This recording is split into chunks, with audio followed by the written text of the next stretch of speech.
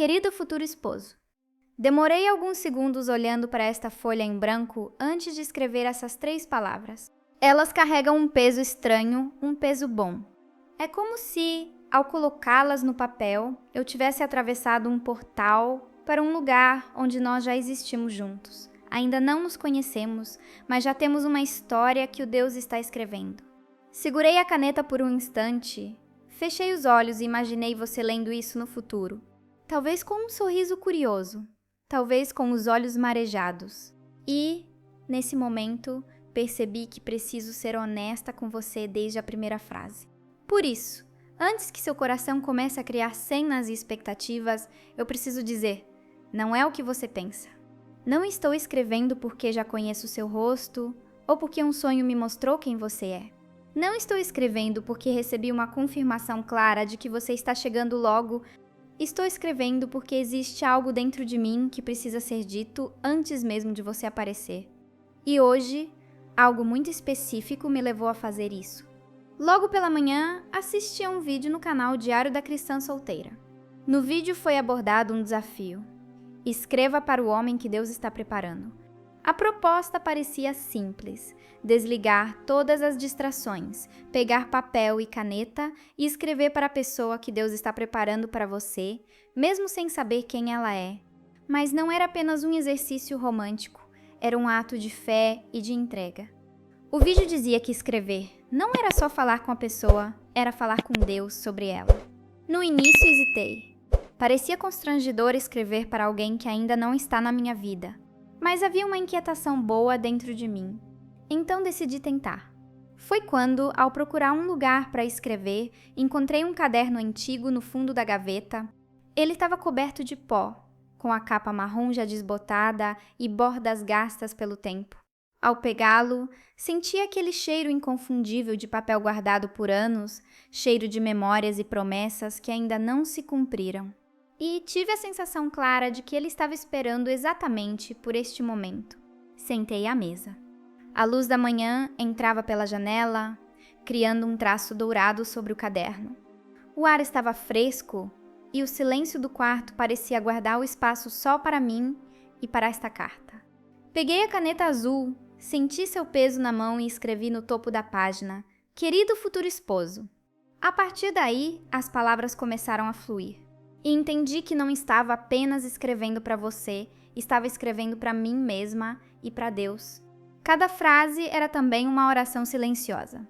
Cada pausa, um respiro de gratidão. Cada vírgula, um lembrete de que esta espera não é um castigo, mas um preparo. Mas preciso que você saiba, minha espera nem sempre foi bonita. Ela teve dias frios e noites longas em que o silêncio parecia ensurdecedor. Teve momentos em que eu quase aceitei amores pela metade, só para não sentir a solidão. Mas Deus, com sua paciência, sempre me trouxe de volta para o centro da sua vontade. Às vezes com um versículo, às vezes com uma música e outras vezes com aquele silêncio que ensina a confiar. Lembro-me de um culto em que o pastor leu o Salmo 27, 14.